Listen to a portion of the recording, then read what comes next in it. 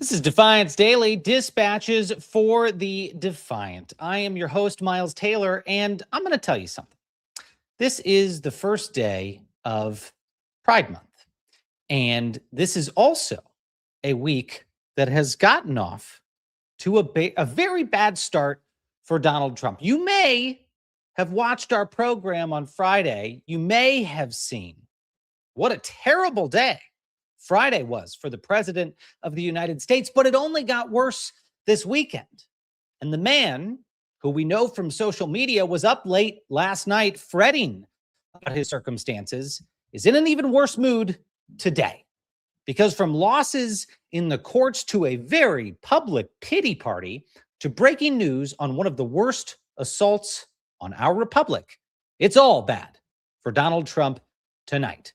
We're going to talk about that. We're going to tell you why. But first, before we go on, please do the thing everyone else tells you to do. Like our posts, share this program, subscribe to Defiance.org. But unlike everyone else, this is a place where doing so actually means you are fighting back against corruption. We ain't here to line our own pockets. We are here to spread the word about abuses of power and to do something about it. If you want to know what I'm talking about, go check out Defiance.org. Sign up for free to follow our updates about threats to the rule of law in this country and become a member to actually do something real about it. Not once a year, not once a month, every single week when we announce real actions to fight back against that corruption. I'm going to bring in my Defiance.org co-founder, Xander Schultz, who may or may not be wearing a cowboy hat today. Oh, he's not. He's back in a regular baseball cap. We'll save the cowboy hat for Fridays. How are you, my friend? I'm doing great. I'm excited for this week. I don't know. The weekend felt long. I miss you. I miss the whole Defiance crew. It's going to be a good week. It's going to be a good week. There's a lot to talk about. So we'll start off about where I began the program, Pride Month. Yeah. Because today's the first day of Pride Month. This is an administration who has basically been at war with folks in the LGBTQ community. And on day one, the Trump administration got two reminders from the courts, day one of this week, got two reminders from the courts that culture war politics and constitutional rights are not the same thing. So we're going to start, Xander, with the military, because a federal appeals court ruled today that the Pentagon's policy barring transgender troops from military service likely violates the United States Constitution and illegally discriminates against transgender service members. The case stems from President Trump's executive order targeting transgender troops and a Pentagon policy pushed by Defense Secretary Pete Hegseth. And now the court narrowed the scope of an earlier injunction, but it still sided with the active duty service members who brought that challenge. And what jumped out to me, Xander, here wasn't simply that the administration lost this case. It was the court's reasoning behind it, because Judge Robert Wilkins wrote that the policy appeared to be driven by what he called a, quote, bare desire to harm a politically unpopular group. It's a pretty damn remarkable thing for a federal appeals court to say about a Pentagon policy. And I got to say, Xander, honestly, any American, regardless of what their views are about transgenderism, have got to admit that the policy definitionally was clearly meant to discriminate about who got to serve in the United States military. And now they've been body slammed by an appeals court. On the first day of Pride Month, nonetheless. That's right. How about that timing? That's right. Did they do that intentionally? Or is that just happenstance that this ruling happened? That's a really good question. I don't know. I mean, judges do have some discretion on when their rulings drop. Certainly possible. Very symbolic today. But that wasn't the only one that was symbolic today, because the administration's second loss on this front came in a case we've actually been following for weeks. You'll remember a little while ago, we covered Accountability Now, which was an organization that brought a lawsuit after the National Park Service tried to shut down parts of their impeachment protest by claiming some of the signs they had were obscene. Now, that lawsuit is still ongoing, but the same protest group is back in court for a different reason. This time, the fight is over something else. that's constitutionally protected. Just like your sexual orientation and gender selection is protected constitutionally, so is your speech in this country. And in this case, there was a flag displayed at one of these protests that read 8647, 8647, that famous watchword that means throw Trump out, that Donald Trump and his allies have claimed is an assassination threat, claimed in such a way that they've charged former FBI Director James Comey with posting a seashell photo of that. And according to the court filings, Accountability Now had been displaying that flag for more than 2 weeks when federal officers showed up at 5 o'clock in the morning on May 27th and demanded it be removed, threatening the group's permit if they refused. What's interesting here, again, Xander, is the timing. That demand came just 14 hours after Accountability Now filed a motion seeking stronger First Amendment protections in its original lawsuit against the Park Service. So today, a federal judge stepped in. Judge Randolph Moss ruled that the government could not use the flag as grounds to revoke the permit, writing that officials were attempting to suppress poor political speech without evidence that the protest actually threatened the president's life. So for now, Accountability Now gets to continue its around-the-clock impeachment protest and resume displaying the flag. I got to say, Xander, it's pretty clear their protests are getting to the president. This is a continuation of the Friday show. It's been a great last couple of shows. Win after win after win after win. I wrote this down just so in case we haven't already, we're standing in solidarity with Accountability Now and James Comey and anyone else that ever put up an 8647. Defiance, we're here with you. That's another group they can come after. Fuck those guys. That's great. It's amazing that that we are seeing the court system. Man, at the beginning of last year, Miles, 2025, I really wasn't sure if this institution would stand with us. I think there were some things going on at the Supreme Court level that made me feel like we had lost the courts. In fact, I had told some friends, I think we might have lost the courts. That hasn't been the case at all. And it's been awesome to see the courts pushing back so hard on these clearly authoritarian or unconstitutional actions. Now, look, let me play not devil's advocate. I'm not going to argue for the Trump administration on the suppression of free speech, but I will sound a note of caution, which is that they're not stopping. They're continuing to try to find ways to violate our constitutional rights, and they want to find the pathways that work. Or here's the really scary thing.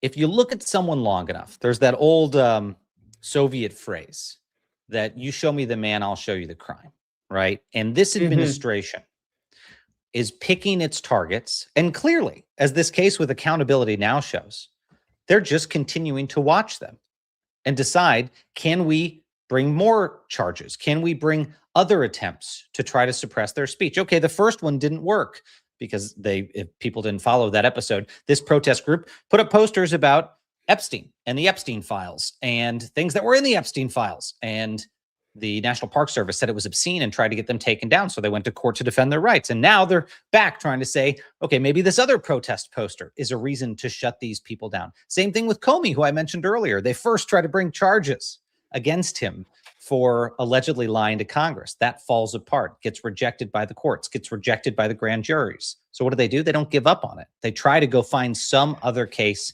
they can bring against him. So there's a more nuanced story here. One, the system is fighting back. Xander is right. But we have a determined adversary of the Constitution. And I don't say that lightly.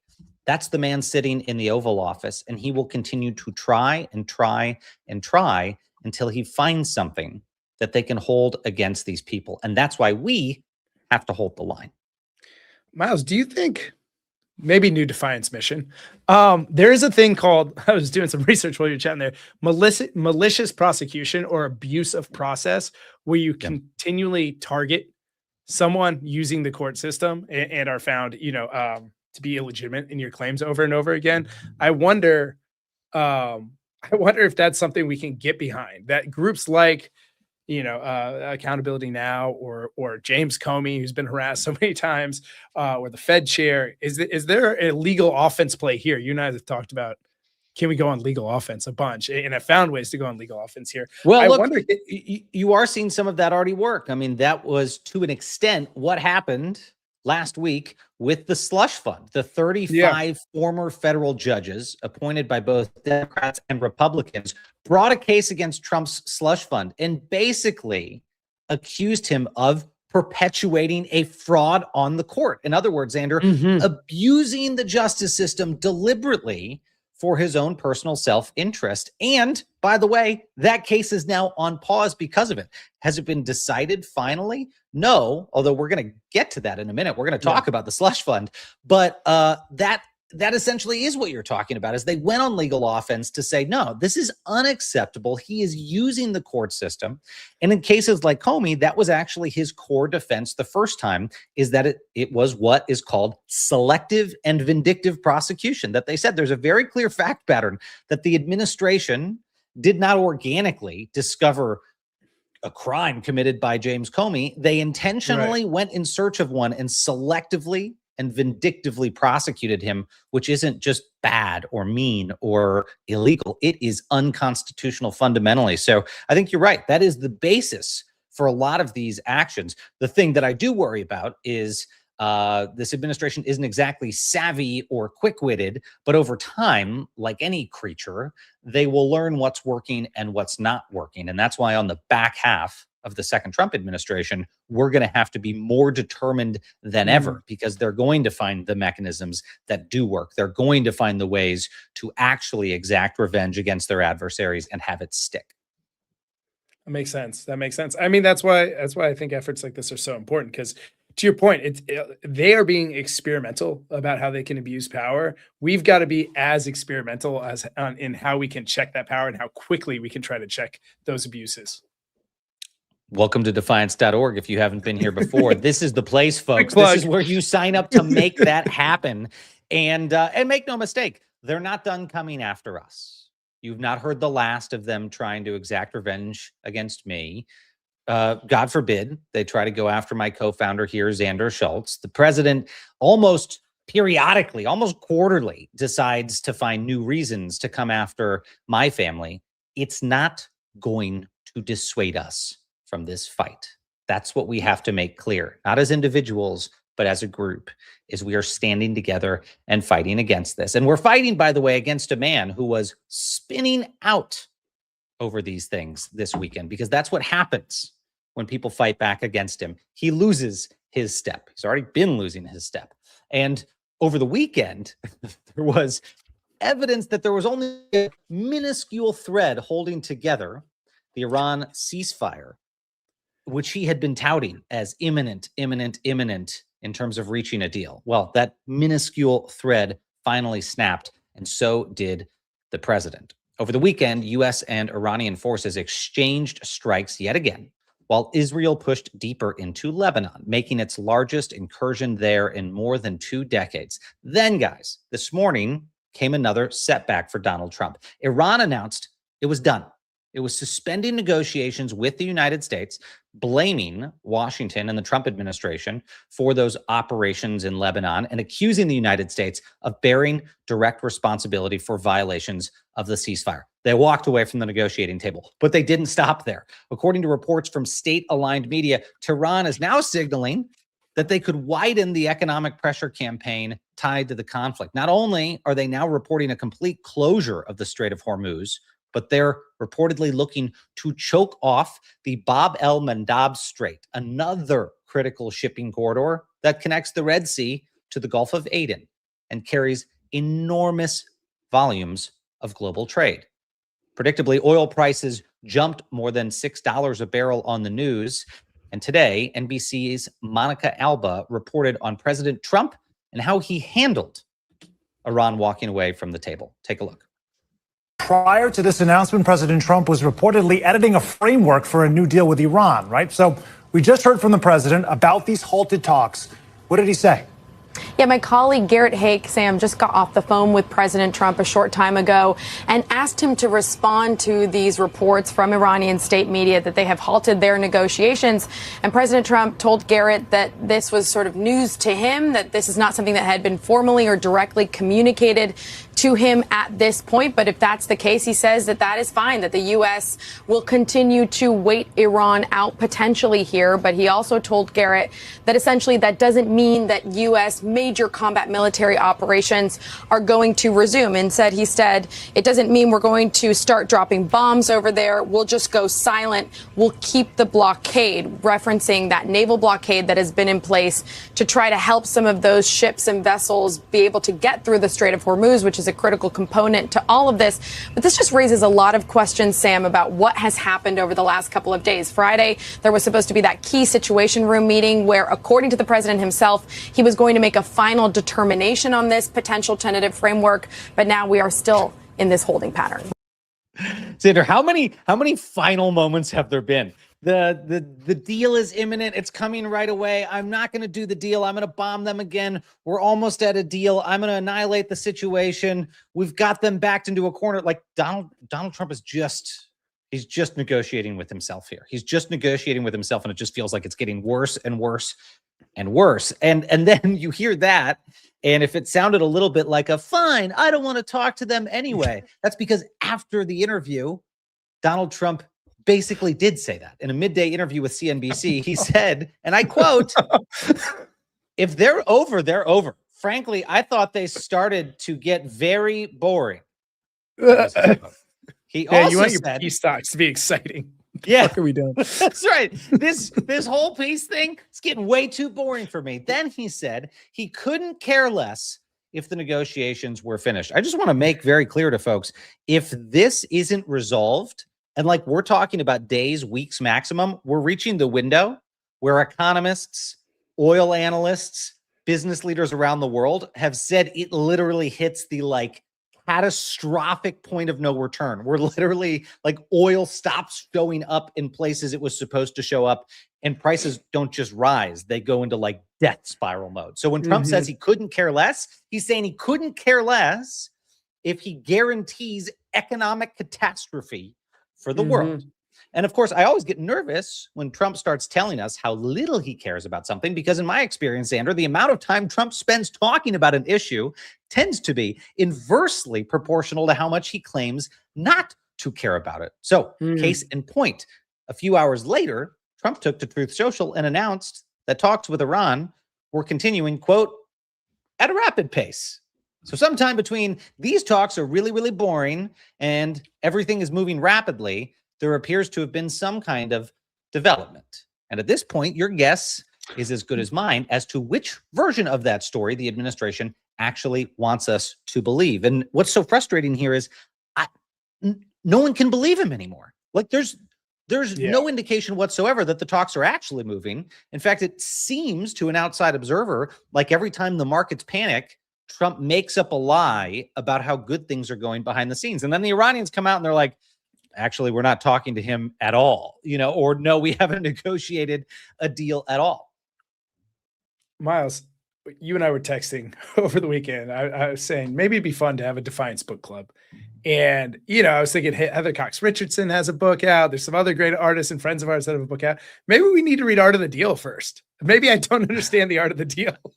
And that would help me understand a little bit more. Maybe there's a to confuse your enemies, you must confuse yourself type game plan in there that I don't fully grasp onto. But no, I think you hit the nail on the head. This is like a Mercedes and I were chatting about this earlier. It's like that schoolyard bully in a Disney movie that's like, fine, I ain't want it anyways. This is totally, a guy who is failing to execute against his goals and then is trying to convince the world he never cared about them in the first place.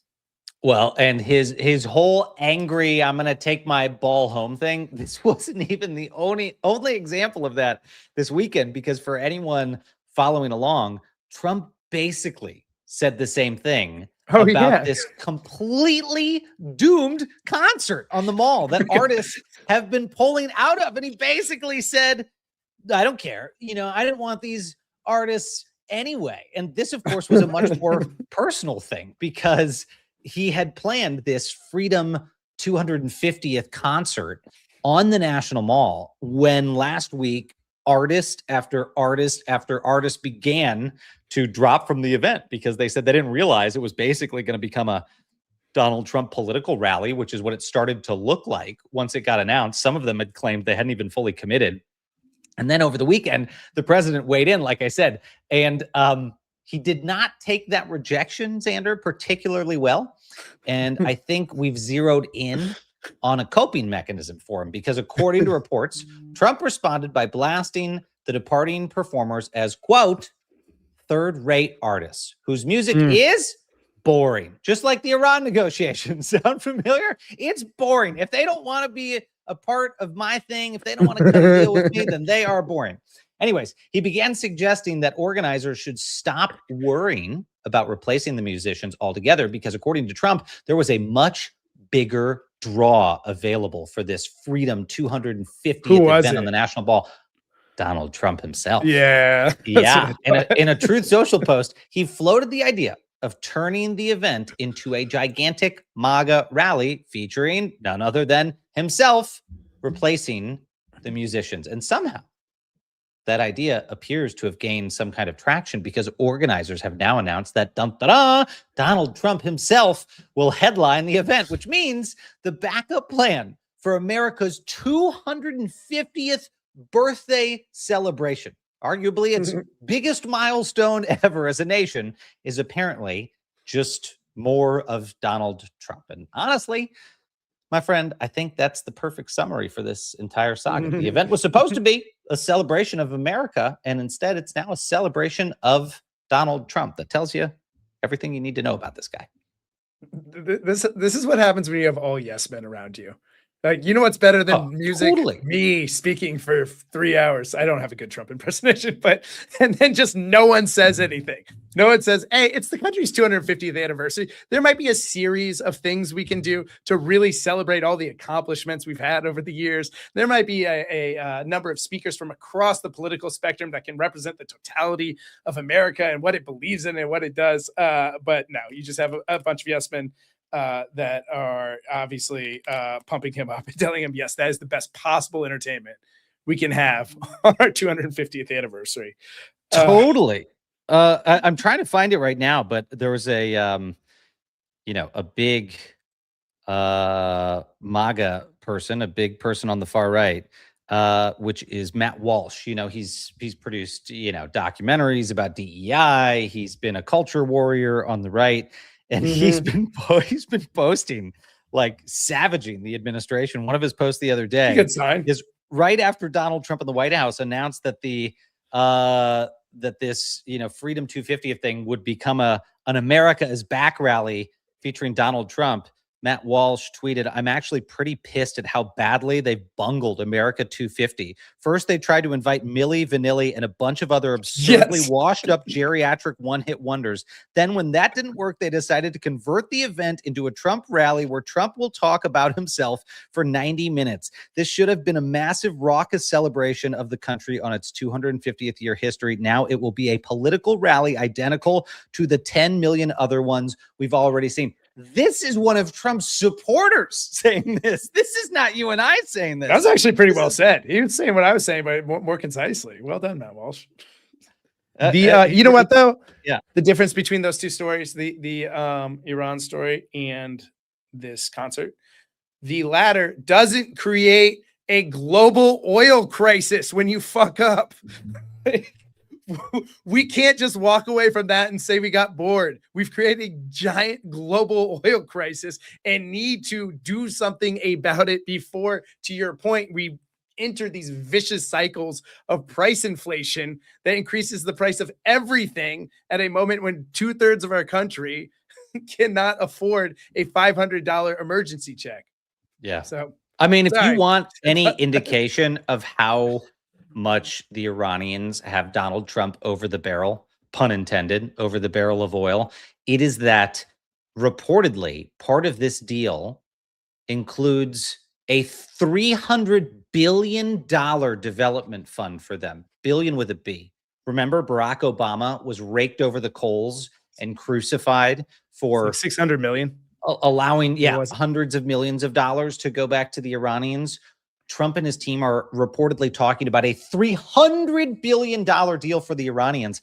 And even that, Xander, is something the Iranians feel confident enough to walk away from the negotiating table on, which just shows you how badly Donald Trump has screwed us. Like, I'm not cheering for the repressive Iranian regime. I mean, this is first day of Pride Day, right? This is a regime that murders gays. Like, this is a regime that is so ass backwards, it forces women to cover themselves up, or it cuts their heads off if they don't. I mean, this is a truly despicable regime. And they realize that Donald Trump has so screwed the United States and its strategic position that they can demand anything. And even when $300 billion is on the table, they can say, we'll walk away. You'll give us something better. That's by the way, a regime that was kind of on their heels domestically before we started all this, that was kind of in trouble. And there was a meaningful domestic uprising against them that may have succeeded had we not also gotten involved and probably created some sort of, rally around the flag moment in some ways, because these scary Americans were bombing their infrastructure.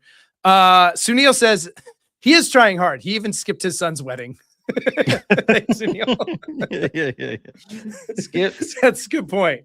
Counterpoint. He skipped his son's wedding. He must be trying hard at this. Yeah, must be trying hard. His son, who he's known for a very long time, he said.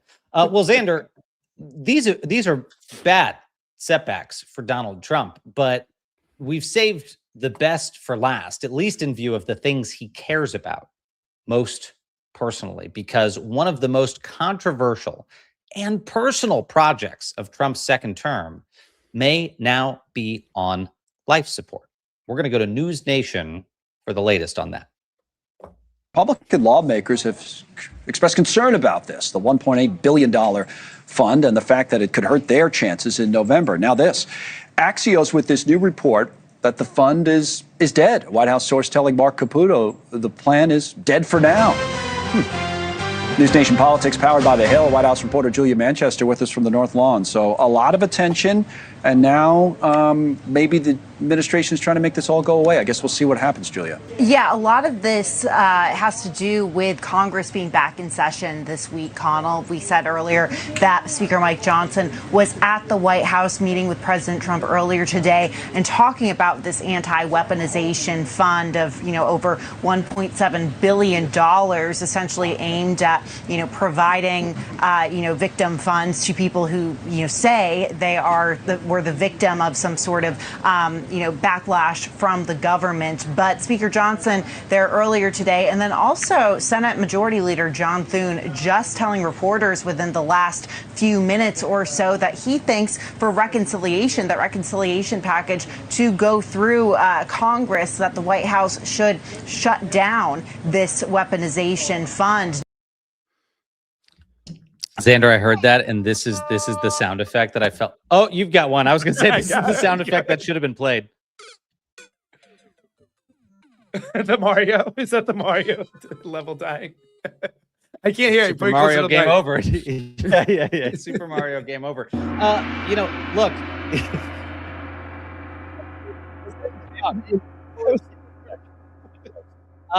It's a horrible development for Donald Trump because he was betting that if this was successful, he was betting that if he could slip past members of Congress and the public a $1.8 billion slush fund, there was no limit to the corruption. No limit. And I mean that very, very seriously. If this had happened, 100%. The next thing was going to be to say, wow, I mean, why 1.8 billion? We could do 10, we could do 20, we could do 50. We could raid the bank account for every agency to go pay our adversaries, line our pockets, advance our interests. This at least draws some kind of line in the sand from Republicans who are scared of the sand, even in the first place. But they were forced to politically to draw this line because it was going to be used to nuke their reelection campaigns. And now it sounds like the White House is walking this back. So imagine, Xander, we are likely to get some other late night screed or some other shiny ball or ball of yarn for Donald Trump to play with this week, because aides are going to find him so angry about this development. And we have a very special guest with us today, Xander, to discuss this victory. He is the co-founder and president of Free Speech for People, an organization that has spent years fighting corruption, defending free speech, protecting voting rights, and holding powerful people accountable no matter who occupies the White House. And he has been sounding the alarm about this so-called anti-weaponization fund from the very beginning. Please welcome to the program, John Bonifaz. John, thank you for joining us. It's great to have you. Thank you so much for having me, Miles and Xander. Good to see you. Good to see you. So give us your take on this latest development. This thing might be dead. The pressure was extraordinary. And I've got to say, John, I actually think I was seeing more people applying for the anti-weaponization fund who'd been victimized by Trump than who were his supporters, because folks who've been victimized by Trump jumped on the absurdity and the hypocrisy of this and started to apply themselves. And I've got to think maybe that was one of the reasons, too, the White House said, we got to abandon this thing. This is never going to survive. Maybe so. It was a brazen act of corruption, as so many acts have been coming out of this White House. But as you say, it was probably the highest level of corruption yet from all that we've seen. And it also was an abuse of power. And that, I think, still remains a matter for the public to weigh in on and members of Congress to weigh in on. I think the courts are not going to just take this decision and wrap it up on their end. We know there's an open case and inquiry happening in the very courtroom where Donald Trump initiated this baseless lawsuit against the IRS. And that judge reopened the case and plans to look into the fraud that was done upon the court with respect to this so-called settlement. So there's that. Then there's also the pressure on Congress to make clear that this fund should never see the light of day. I mean, the news accounts say from some members of the White House, well, this is dead for now. Well, what does it mean, dead for now? It ought to be dead, period. I mean, this is a complete act of corruption and abuse of power. But it also, I think, highlights that this is yet another example why Donald Trump must be impeached and removed from public office. It is yet the hundreds of impeachable offenses that's already been committed. This is, again, on that list. And we've been documenting this from day one at impeachtrumpagain.org, with more than 1 million people across the country signing on and demanding the impeachment removal of this lawless president. We have documented the multiple high crimes, hundreds of impeachable offenses that this lawless president has committed, 27 separate grounds, different categories of offenses, but the list goes on. And this is just one of the biggest examples of it, but there are many others, not just the rampant corruption of the White House, the defiance of court orders, the attack on the U.S. judiciary, the defiance of Congress and the appropriation of funds that Congress and only Congress has the power to do, and the unlawful freezing of funds, the unleashing of a private army, ICE, into our communities across the country, terrorizing our communities, and of course, this illegal and unconstitutional war against Iran. There are so many examples of why this president must face the impeachment power under U.S. Congress to invoke it and to demand the removal of this president. John, I'm so happy you're on the case. All I've done so far about all these impeachable offenses is buy this little alert that I put on screen when we see one. I'm happy you're out there gathering 1 million signatures to make sure we hold this guy accountable. I wonder, do you feel like, something that Miles and I talk about all the time is the lack of a spine in Congress right now and a willingness to hold Trump accountable. But now he's making moves that are hyper unpopular, right? When you look at his resistance to releasing the rest of the Epstein files, when you look at this Iran war, even this 1776 fund for Jan 6ers, do you think that unpopularity amongst American peoples is changing the calculation in Congress on if they can do something as bold as impeach this president? I hope it does. I definitely hope it does. But I think the pressure needs to be kept on with respect to members of Congress to do their duty. We have 3 responses to people who say, well, we got to move on from the I word. We've tried this before. He was impeached twice and wasn't convicted. First, we either have a constitution or we don't. We either have an impeachment clause or we don't. If we're not going to invoke it against this lawless president, then we might as well say we're giving up on the Constitution. We refuse to give up on the Constitution. Second, when we do not name these actions for what they are, high crimes, we normalize his conduct. These are not policy disputes. To be clear, there are many policy disputes that people have with this administration, but that's not what this is. These are high crimes against the state, and they need to be named as such. And finally, members of Congress take the very same oath that Donald Trump took on January 20th, 2025, to protect and defend the Constitution. They have a duty to step forward and demand the impeachment of this president. And that starts with articles of impeachment. We know Congressman John Larson has 13 articles he's introduced. They're pending in the House. There's no reason why they should not be brought to the floor and force another floor vote, as Congressman Green has done already on 2 occasions last year. So I think the spine may be developing, but I think it's going to require much more public pressure to ensure that accountability occurs with this lawless president. It's kind of like saying Al Capone, who they couldn't get on murder, who they couldn't get on weapons charges, who they couldn't get on all these different charges. They should have just stopped pursuing him because they couldn't get him. I mean, they ultimately got him on tax crimes. He'd done the other things. He committed the murder and the weapons violations and the thefts and all of it. But you know, they ended up getting them on taxes because there was so much illegal activity. It's the same argument here with Trump. It's like, well, I mean, he's gotten away with so many crimes. Shouldn't we let him get away with more crimes? No, the man is committing. And I mean, you look at the news over the weekend. I mean, they do yet another extrajudicial killing in the Caribbean, in the Pacific, and they just announced it as, well, we bombed another boat. No evidence whatsoever to be presented whether it was a drug smuggling operation. Even if it was, there's a so-called process you go through here. You don't just bomb the suspects. You go ahead and bring them to justice. But, you know, this president and his administration have no obedience whatsoever to the rule of law. They don't care about the Constitution. They want to shred it from day one. And that's why it's incumbent upon all of us and our elected representatives in Congress to step forward and protect the rule of law, protect the Constitution, and invoke this power. The framers put this into the Constitution for this very reason. They knew that they had created 3 co-equal branches of government, but they also knew there might come a day when a president would so trample on the Constitution and the rule of law that that president would need to be held accountable through the impeachment process. And that's what it's there for, and the power must be used. Well, I'm glad you brought up the boat strikes, because this is something I was writing about this morning over at Defiance News, which is that even though it's left many of the headlines, we cannot leave that issue behind. It is a very clear impeachable offense.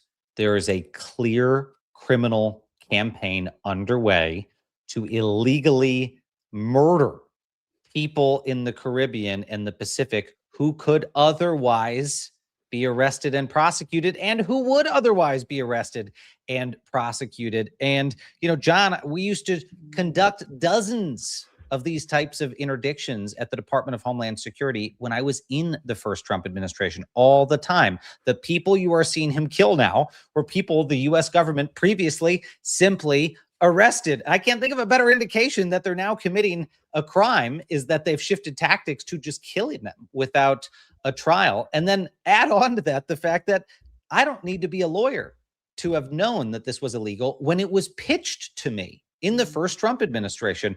I took Donald Trump down to Key West, Florida, to talk about how to counter these drug smuggling routes into the United States. We showed him the spaghetti chart of these routes that the drug smugglers took into the United States. And the takeaway of his team was to get on the plane right afterwards, I mean, right after that visit, and to start talking about, well, can we just launch airstrikes, drone strikes against these boats? Can we just blow them up? And again, I didn't need to be a lawyer. I didn't even need to call the lawyers to sit there and say that that is obviously illegal.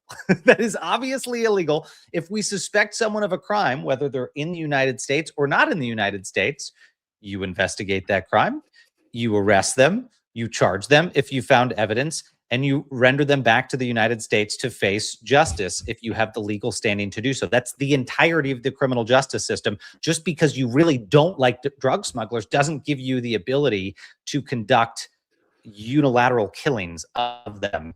So the examples just keep piling up. I wonder if you think, John, in addition to the boat strikes, even the anti-weaponization fund, as it's called, even the Slush fund, if the Trump administration walks away from it, we can't walk away from the investigation into it, because the whole process that led up to this was clearly a corruption of our system of government. So even if a penny doesn't go out the door, it's possible that a crime was committed.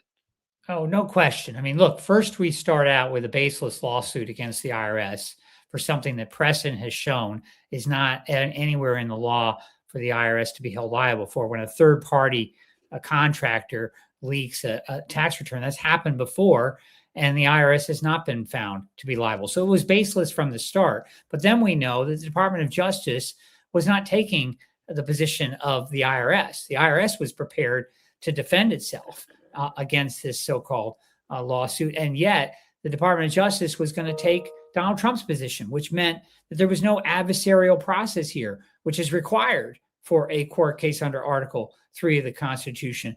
And so there was collusion between the Department of Justice, which he, of course, clearly runs, and Donald Trump himself. And the court had these concerns. They were clearly going down that road of understanding what kind of collusion was going on. And therefore, they quickly came up with this sham so-called settlement of this slush fund, and they withdrew from the case. They dismissed the case. And to the judge's credit, she has now reopened it after a very important filing by 35 former federal judges urging her to do so based on the fraud that had been committed upon the court. So now I don't see this judge saying, oh, I'm closing up shop because of this announcement. No, she's got a June 12th deadline for Donald Trump to file documents in a paper, effectively a brief before the court explaining why it was not a fraud on the court, why it was not collusion. So I don't think this is over yet by any means. And I fully agree with you. There must be a full investigation into this. And as I said, this needs to be added to the list of reasons why we ought to engage in impeachment proceedings against this president. MJ Cook with the understated due process is important in our comments. And we see Jody Tatum just signed the petition. Gang, we should all be signing this petition. We should all be throwing our weight behind John. John, you've got 1 million signatories on this campaign already. You've got another 100,000 plus Defiance subscribers that are going to be behind you now that we're speaking to you here. What else can we be doing? We're signing the signatories. How do you want to utilize this network? You made a great point earlier about this can easily, these impeachment infractions can easily fall into the background noise of just the other policy disputes and other bad behavior that this administration is perpetuating. How do we use this mass mobilization to best support keeping the pressure on Congress and moving this goal forward? Yes, thank you for that question, Xander. So obviously we need to be calling our members of Congress, emailing them, writing them. We also need to be writing letters to the editor, calling radio stations, putting this word out there that there is this call for impeachment and we all need to be behind it. But another thing we're going to soon do is a public reading of these impeachable offenses. It's going to take a number of hours to do it because, again, we have 27 categories of impeachable offenses. It's a lengthy document on our site if you download it. But we're going to do that because we think it's critical that we air out all of these high crimes, detail by detail, as we've been documenting over so many months. And we'll urge people around the country on our list and elsewhere to do the same in their own town hall or town square or online. But that I think is critical as well. We must not normalize this conduct. We must not make it seem like, well, he just bombed another boat and that's the way it goes and we're not going to deal with this. Or as you highlighted, Miles, his idea that he could get away with this $1.8 billion slush fund and we all would just throw up our hands and say there's nothing we can do. We all have a voice in this. We all have power to demand our members of Congress invoke their power. And look, I understand people want to say, well, we got to focus on the election. The election is important. There's no question. We're involved at Free Speech Your People in defending and protecting the right to vote in our elections. But we can't lose sight of the fact that at the same time that we got to be fighting to protect our right to vote in our election, we have to be fighting for accountability for the daily lawlessness that we're seeing out of this White House. We can't just say we're going to punt this question to another time. We got to be talking about it on a daily basis. Well, and that web address for folks who are listening at audio only is impeachtrumpagain.org. You can check out impeachtrumpagain.org and add your name to a very important petition, a petition that I strongly suspect will put you on the right side of history at some point or another. So you're going to want to be able to say, I called for it before it actually happened. John, we look forward to staying in touch with you on that front and hopefully for Defiance.org members finding a way to collaborate in the very near future in advancing your goal. We'll make sure that that address gets out to folks and keep us updated. Thank you, Miles. Thank you, Xander. Thanks for all the work you're doing. All Thanks, right, John. John. All right. Appreciate you being with us. You too. Look, that should be at 300 million signatures. And I'm just leaving off maybe the 60 million people are, sorry, I think it's the 30 million Americans who maybe don't have internet access are probably the only ones that shouldn't be the ones signing that petition. But even they could go to the public library and sign it. Xander, we go now to our final segment of the day and our favorite segment every day, which is who is joining the Defiance? Who are the new folks or organizations that are part of the resistance to Donald Trump's corruption? And today's newest member of the Defiance takes us to the one place more dramatic than politics, and that is reality television.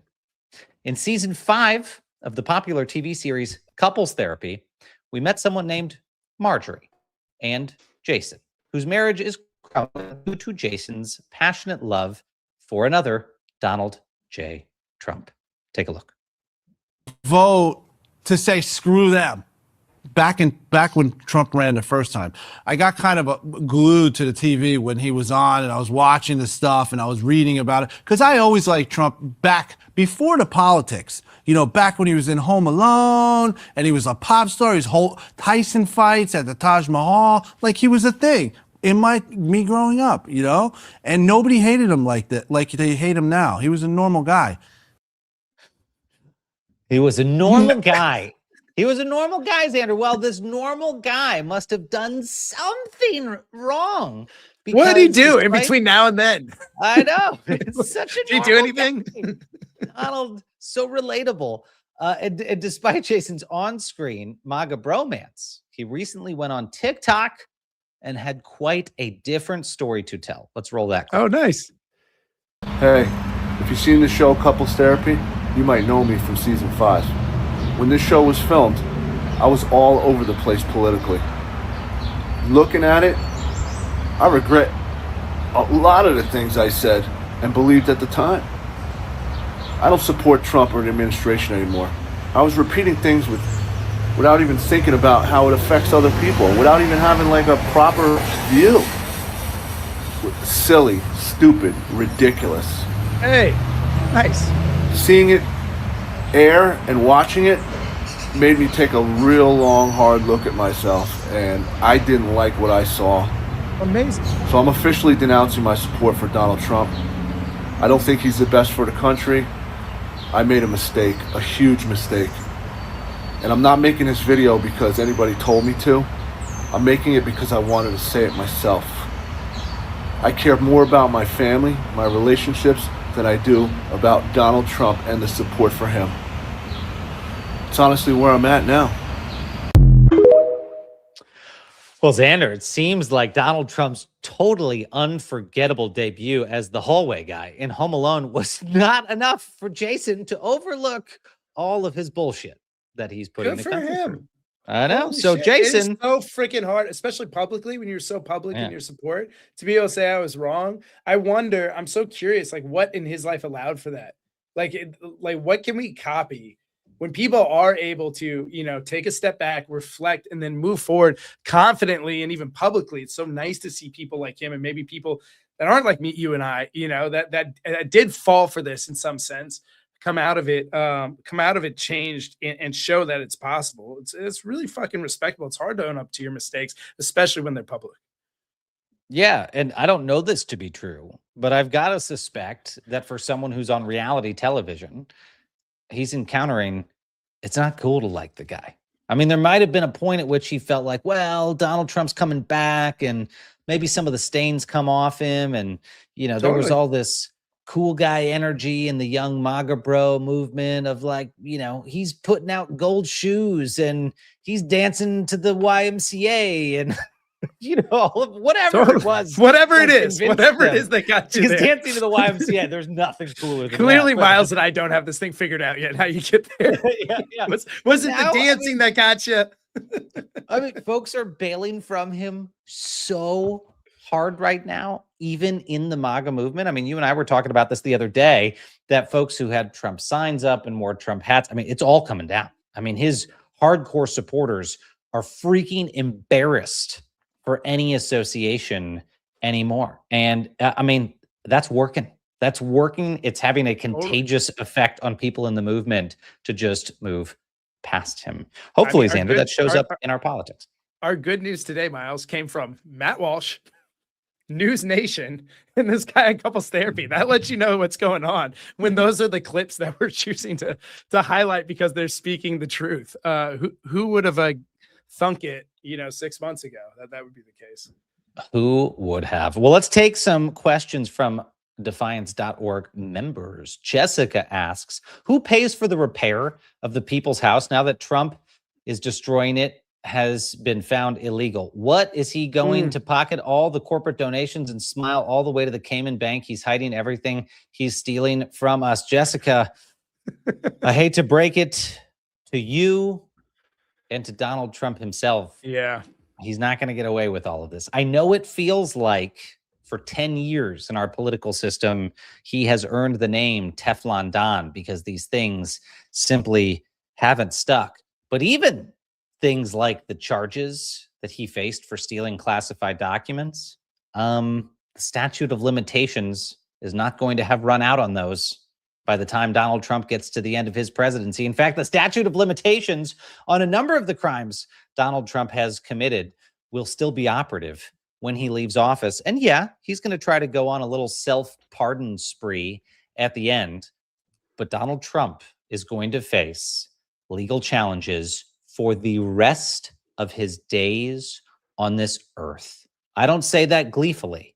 It's just the cold, hard reality of being on a multi-decade crime spree is that when you decide that it's over, the system does not decide that it's done with you.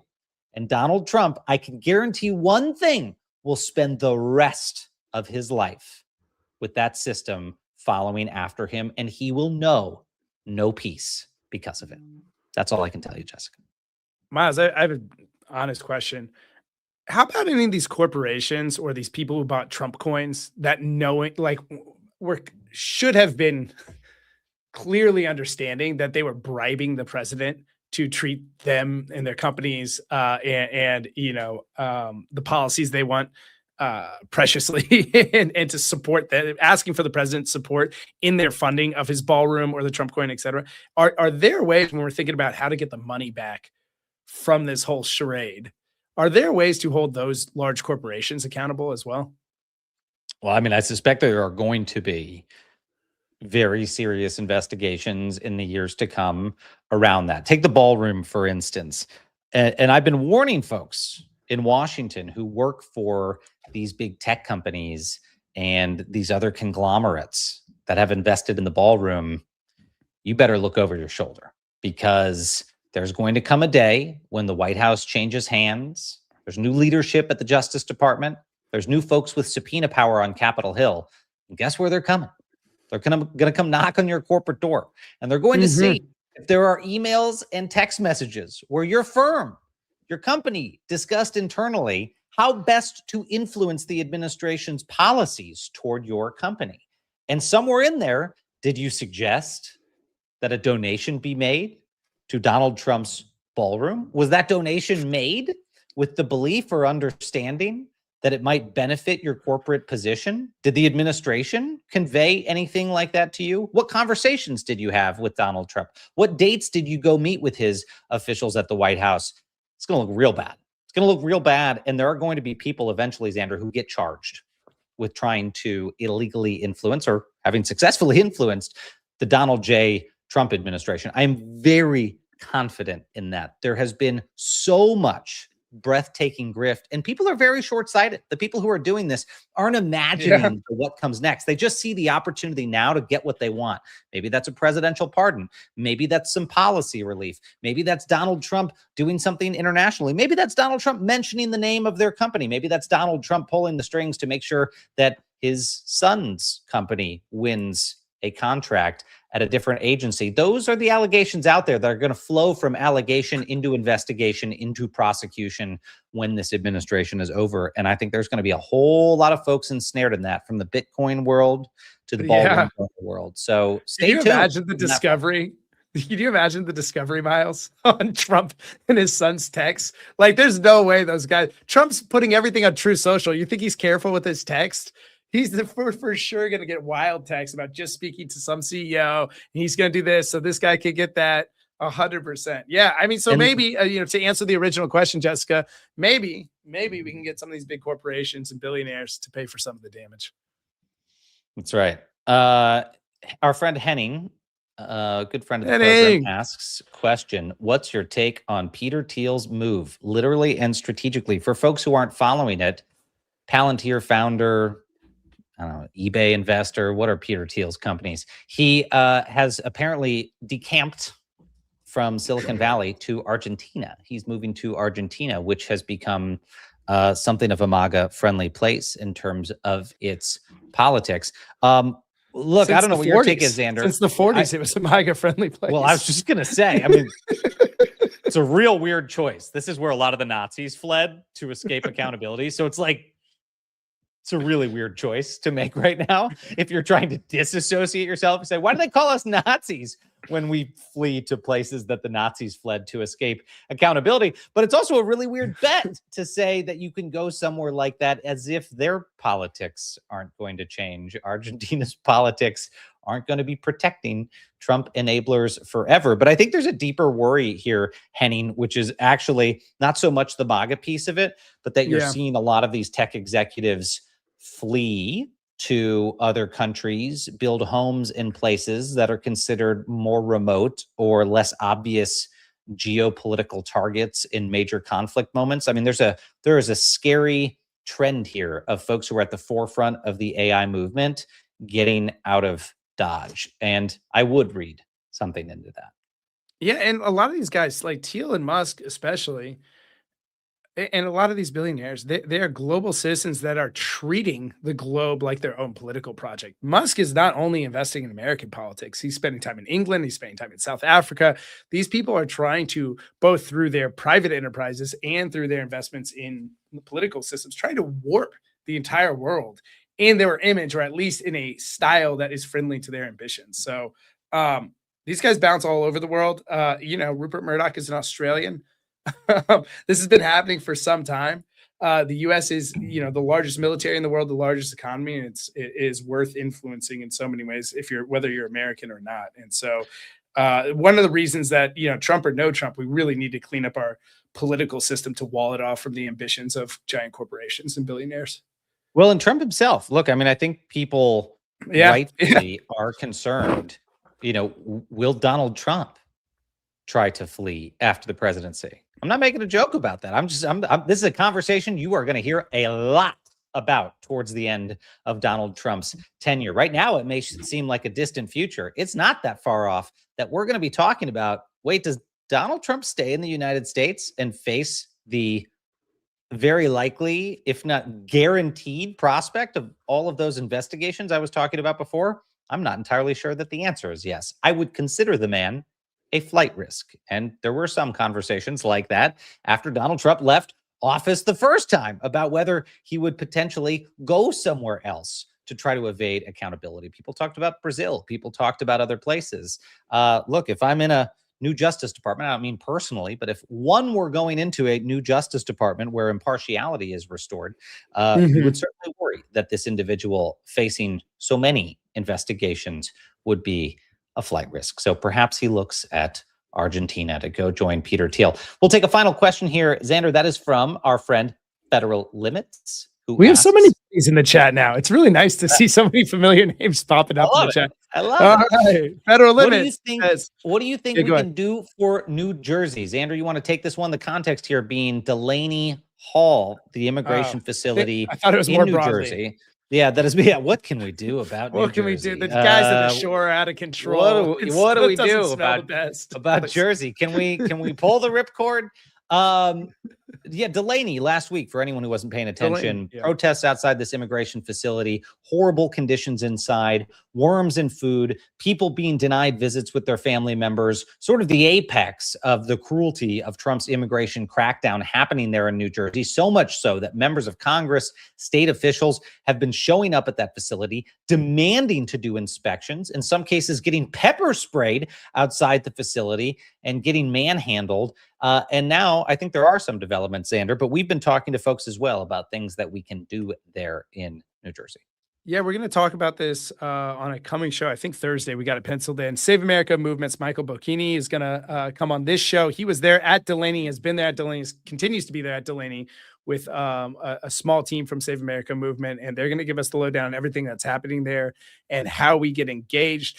In general, though, we need to keep the pressure up on transparency into all these prison camps. There's no reason to believe that people at other prison camps are being treated any differently. This is just the stories coming out of one, because the folks incarcerated there brilliantly planned this hunger strike that got attention. It's almost impossible to draw attention to mistreatment when you're incarcerated. And so these folks were able to somehow summon attention to what was going on there. Now there's other folks involved. We should assume the same things are happening everywhere, and we should continue applying pressure to the fight to close all of these prison camps. If you haven't yet, go to gtfoice.org and sign up. It's an early alert system. If a prison camp is being built near you, you get a playbook in an organization to join in your area. But also we're starting to host weekly calls to action or bi-weekly calls to action to help the fight more broadly, use our national network plus the networks of our coalition members, Defiance, Project Saltbox, Save America Movement, to take action in support of local efforts and local fights. And I wouldn't be surprised if Delaney is one of the fights we focus on in this upcoming gathering. Wouldn't be surprised, says the man leading the conversations on what's the next action. I have an inside source. Inside sources tell Xander we might be taking action at Delaney, but I'll echo that. Go to gtfoice.org and sign up. And one of the things that I would note for folks is if they watch the latest briefing y'all did with the GTFO ICE crew, we recommended an immediate action that folks can undertake, which is launch a freedom vigil at one of these facilities. Delaney is one of a vast network of facilities that have the same egregious management and deficiencies. Delaney's just what's getting the public attention right now. We need to do what was done at Delaney everywhere else in this country. And so gtfoice.org spotlighted our friends over at the Workers Circle, who have been doing these freedom vigils around the country at these facilities, calling attention to the conditions. One of the places they have most famously done this every single week has been at Alligator Alcatraz in Florida. We talked about that a lot last week with Congressman Max Frost from that district in Florida, where the pressure appears to have resulted in the state of Florida deciding to shut down Alligator Alcatraz. Now, there's still a debate about whether that's going to go forward, but these things make a difference. I know folks are like, I don't know, what if I show up at a protest? Does that really matter? Does it matter if I stand out there with a candle? Yeah, it does. I mean, Ariane Betancourt, who we've had on this program multiple times, finally got her father out of that facility, has been one of the most vocal opponents of what is happening there. And so it can make a difference. If you're looking for something to do, you don't need to wait for ICE to go buy a Walmart in your neighborhood and try to turn it into a cruel detention facility. You can do things now. You can go host one of these freedom vigils outside of one of these existing facilities. So go check that out at the Workers Circle's website, or just Google Freedom Vigils ICE, and you'll go find the playbook for how to set one up. Or I think you can see the map for where they're happening, when they're happening, and go join one. I'm pretty sure this month, Xander, you and I are going to go try to do our friends a solid at the Workers Circle and shine a bigger light on what they're doing and try to go to some of these freedom vigils ourselves or start new ones ourselves to get people mobilized. I also, I pasted, if you're on Substack, I pasted the link to the Defiance post after our call with Workers Circle that talks about the Freedom Vigils. So you can also see that in the chat. And then I'm going to take one more question. I know we were saying that's the last one, but Elizabeth says, how do we shut this all down? Great question, Elizabeth. You know, we talk about different interventions on this show. We have a weekly mission. You know, we're increasingly starting to talk and highlight interventions every day, as we did with John Bonifaz today. But most importantly, honestly, is creating a hub like this so we can gather, so we can talk about it, so we can coordinate, so we can get the right information out, so we can move together. And so if you haven't yet, this shameless plug, but I don't care because the plug's not for me and Miles to get rich. The plug is for our movement to have the strongest numbers possible so we can coordinate around each of these interventions. If you haven't already, join defiance.org. If you haven't got 5 friends yet to join, get 5 friends to join. When I talk to pro-democracy experts, they really say, look, we can do X and Y and Z interventions, but at the end of the day, the only way you can stop authoritarianism is if the general public is well organized and willing to step up in a number of ways. If they are organized and continue to be organized through each chapter of the fight. And so if you haven't yet, please, please, please join this movement so we can stay organized, so we can stay leaning into these different efforts, and so we can win this fight. Amen to that, my friend. Also, a couple of notes on that front. I mean, look, we've talked about some of these huge setbacks for Donald Trump. The slush fund, close to being taken down. Defiance.org. We invested in legal efforts to take down the slush fund. We supported our friends at Democracy Defenders Fund in going out there and aggressively opposing this fund and supporting some of those efforts, including the effort down in Florida against this case. You have been central in shining a light on that. The Kennedy Center and Donald Trump getting told by a federal judge that his name must come off it. We were one of the co-sponsors of one of the only major protests outside of the Kennedy Center to get Donald Trump's name off of that building, as well as supporting one of the legal efforts to do exactly that. Also, our friends at Democracy Defenders, run by Norm Eisen, they were the ones successful in that case. If you're a member of Defiance.org, you have helped chip in to kill that slush fund, to get Trump's name off the Kennedy Center. And then, Xander, as you were just saying what you were saying, I remembered that this week we're also going to have again on our program our friends who we just had on last week at Justice Connection. This was an organization that Defiance.org just funded, and now they are launching an effort to help members of the FBI speak out from within the Trump administration, to know their rights and to oppose politicized investigations. That was just announced today with your support. So if you're a member of this organization, your collective action is starting to apply to like every single issue that comes up in the headlines. We are getting out there early and often to make sure that we are supporting what we would call catalytic efforts that might not otherwise exist if it isn't for your support and your action to go oppose the corruption of this administration. One last housekeeping note, Xander, is if you are a Defiance.org member, or if you join before Wednesday night is our monthly members meeting. There was an incorrect note that went out in my email this morning that we were going to have an action announced this Wednesday. Actually, this Wednesday, we will have our monthly member meeting, and that will be at 5 p.m. Eastern. So there won't be an episode of Defiance Daily, but if you are a member, you get to join. This is when we have conversations about what we're funding, what we're supporting, what our collective action is being driven towards, and we take as much of your input as humanly possible as we can get in that hour and a half. Sometimes we bleed into 2 hours to shape the actions this organization takes. We are fast, we are nimble, we are constantly fighting corruption. So please join Wednesday if you can. Don't worry if you're a member. We'll send out an email reminding you, correcting our other email, and sending you Zoom information to join us. So be with us this Wednesday so we can determine where we head next in this fight. That's what we got going on, folks. Thank you for hanging with us. Join us tomorrow at 5 p.m. Eastern for another episode of Defiance Daily. And in the meantime, as we always say, stay loud, stay brave, and stay together. We'll see you tomorrow. See ya.